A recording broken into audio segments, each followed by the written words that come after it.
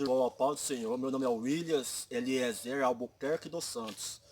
E compartilhar com os irmãos Salmos 42.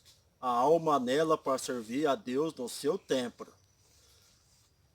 Como o servo brama pelas correntes das águas, assim suspira a minha alma por ti, ó Deus. A minha alma tem sede de Deus, do Deus vivo, quando entrarei e me apresentarei até a face de Deus. As minhas lágrimas servem-me de mantimento de dia e de noite, porquanto me diz constantemente: onde está o teu Deus? Quando me lembro disto, dentro de mim derrama minha alma, pois eu havia ido. Com a multidão fui com eles à casa de Deus, com a voz de alegria e louvor, com a multidão que festejava. Porque está batida a minha alma? Porque te perturba em mim? Espera em Deus, porque por ainda o louvarei, a salvação da sua presença. Ó meu Deus, dentro de mim a minha alma está batida. Portanto, lembro-me de ti desde a terra do Jordão, desde os Hermonitas, desde o pequeno monte. Então, quer dizer que o que eu o que quer dizer dessa palavra, eu falo, tem muitos por aí falando, estão tristes, amargurados de espírito, estão angustiados. Aí, por que está batida a minha alma? Por que se perturba dentro de mim? Vamos se alegrar no Senhor, porque o Senhor é a nossa esperança de um dia ir morar com Ele. E a nossa esperança. Vamos confiar em Deus. Vamos deixar as coisas terrenas, tudo passa esse mundo. Vamos deixar de se abater na a nossa alma. Claro que a gente vai se abater, porque a gente é carne. Então, vamos confiar em Deus. Jesus está voltando. Vamos preparar.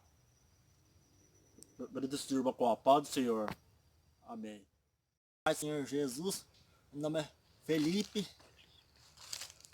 Eu vou estar lendo Gênesis, capítulo 37, 1. José vendido por seus irmãos. Jacó habitou na terra das peregrinações de seu pai, na terra de Canaã. Estas são as gerações de Jacó, sendo José de 17 anos. Apacentava as ovelhas com seus irmãos e estava este jovem com os filhos de Bila. De Bila. E com os filhos de Zilpa, mulheres de seu pai. E José trazia uma má fama deles e seu pai. E Israel amava a José mais do que todos os seus filhos, porque era filho de sua velhice. E fez-lhe uma túnica de várias cores, vendo, pois, seus irmãos que seu pai amava mais do que todos os seus irmãos. Aborreceram-no e não podia falar com ele. Pacificamente sonhou também José um sonho que contou a seus irmãos. Por isso, aborreciam ainda mais. E disse: ouve, posse-vos este sonho que tenho sonhado. Eis que sonhávamos a tanto molhos no meio do campo. E eis que o meu molho se levantava e também ficava em pé. E eis que os vossos molhos rodeavam e se inclinavam ao meu molho.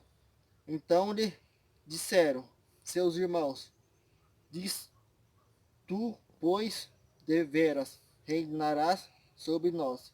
Tu deverás tendo domínio sobre nós. Pois isso, tanto mais o aborrecia, pois seus sonhos e por suas palavras, e sonhou ainda outro sonho, e contou a seus irmãos, e disse: eis que sonhei um sonho, e eis que o sol e a lua e 11 estrelas se inclinavam a mim. E contando-o a seu pai e a seus irmãos, repreendeu, e o seu pai disse-lhe: Que sonho este que sonhaste? Por ventura viremos eu e tua mãe e teus irmãos, inclinam-nos perante ti em terra. Seus irmãos, pois, invejavam, e seus pais, porém, guardavam esse negócio no seu coração. Agradeço a oportunidade em nome de Jesus. Amém. O povo de Deus, quem vos cumprimenta é o Diácono Mateus. Nessa tarde, como meus amados irmãos estavam pregando aqui, o Senhor Jesus ele me deu uma palavra, desde que eu estava meditando nessa noite. Se encontra em Juízes 7, versículo 2 em diante, fala assim: Diz o Senhor a Gideão: Muito é o povo que está contigo, para eu dar os midianitas em suas mãos, a fim de que Israel se não glorie contra mim, dizendo: A minha mão me livrou. Agora, pois, apregou aos ouvidos ao meu povo. Quem for covarde e medroso, volte, vá-se apressadamente das montanhas de Gileade. Então voltaram do povo 20.000, e 10.000 ficaram. Amém? A palavra do Senhor, ela vai nos relatar no livro de Juízes, que os midianitas, eles dominaram aquela terra de Israel por 7 anos. 7 anos eles fizeram o que queriam naquela cidade. Eles roubavam, tinham propriedade, tudo para eles, matavam, faziam o que eles queriam, faziam uma ruaça. Por 7 anos Deus permitiu que o povo sofresse na mão dos midianitas. Só que aí então, Deus levantou a Gideão. E Deus ele foi ao encontro de Gideão. Gideão ele malhava trigo com a família dele, para se esconder dos midianitas. Ele tinha medo. Ele malhava trigo. E Jesus chamou ele. Falou: Você é varão valoroso. Ele disse: O Senhor é contigo, varão valoroso. E Gideão tinha medo. Senhor, eu não sei como liderar um exército. Se o Senhor está conosco, por que veio sobre nós tudo isso? Por que essa rebelião, essa guerra, essa morte, essa destruição dos midianitas veio sobre nós? E eles estão dominando por tantos anos. Então, fez saber a Gideão, mostrou uma visão, o anjo mostrou uma visão para ele, de um arraial e uma espada. E essa espada girava no meio do arraial. Então, Gideão, quando ele foi, Deus preparou para ele um exército, e ele apregoou, ele disse, apregoou os ouvidos, dizendo: Quem for covarde e medroso, volte. Nisso, 22.000 foram embora, e quem ficou foram 10.000. 10.000 soldados ficaram ali. E desses 10.000, Deus falou para o povo: ainda é muito. Mas Senhor, imagina Gideão perguntando para Deus: mas Senhor, esse exército são como gafanhotos, eles são como a praga, eles não acabam mais. É um exército que não tem fim, é igual formiga, é igual gafanhoto. Mas Deus falou: não, eu vou separar para mim. Então você separa o exército. E esse exército tem 10.000, mas você vai ver, vai levar ele para o lago, esse exército, e vai ver, quem levar a mão à boca, separa a parte. E quem lamber a água igual os cachorros, você separa em outra parte. Então, o exército que colocou a mão na água eram de aproximadamente 9.700. Esses 9.700 foram para uma parte. 300 foram para outra parte. Então Deus falou para o povo, para Gideão, melhor dizendo: Disse o Senhor a Gideão: Com estes 300 que lamberam as águas vos livrarei, e darei os midianitas na sua mão, pelo que toda a outrem gente se vá, cada um ao seu lugar. Então Deus separou 300, e ele fez combatentes de 100. Combatentes de 100.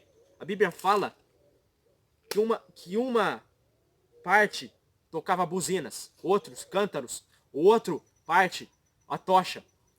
Então, eles falavam, Deus, ele chamou a Gideão no meio do arraial, e Deus falou para ele: desce ao arraial. Mas se você está com medo, Gideão, desce com Chegando, pois, Gideão, eis que estava contando um homem ao seu companheiro o sonho que dizia: eis que o sonho sonhei. Eis que um pão de cevada estava rodando pelo arraial dos midianitas. E chegava às tendas, e feriu, e caíram, e a transformou de cima para baixo, e ficaram abatidas. E respondeu o seu companheiro e disse: não é isto outra coisa, senão a espada de Gideão, filho de Joás, varão de Israelita? Deus tem dado na sua mão os midianitas e a todo o seu arraial. Então ele desceu com mais o seu moço, né? E viu aquele arraial. E no meio daquele arraial, aquele exército, aqueles 300, um tocava buzina, outro cântaro e o outro tochas. E vinha aquele exército dos midianitas para destruir eles. E era um exército muito poderoso em quantidade. Eram milhões de homens para a batalha, para matar, para ceifar, destruir tudo. Aqueles homens, eles estavam prontos para destruir tudo. Então, quando cantava o cântaro, as buzinas e acendia a tocha, o povo que estava indo para eles começaram a gritar desesperados. Aí Deus começou a agir. Aí veio aquela visão do arraial, a espada de Gideão. Esse é a espada de Gideão. Vai começar a destruir tudo. Então aquele povo, eles se mataram entre eles mesmos.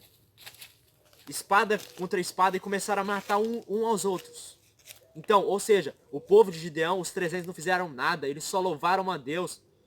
Porque a espada de Gideão estava ali no meio daquele arraial. E Deus começou a devastar, Deus começou a destruir tudo. E a Bíblia fala: então os homens de Israel, e Naphtali e Aser, e todo Manassés foram convocados, e perseguiram os midianitas.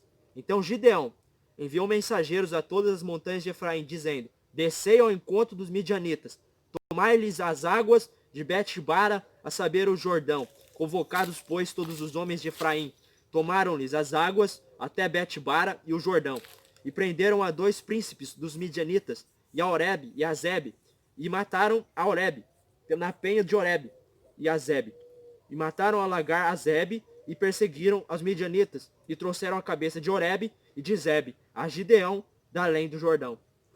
Então, todas essas cabeças de chefes, de poderosos, tudo na mão de Gideão.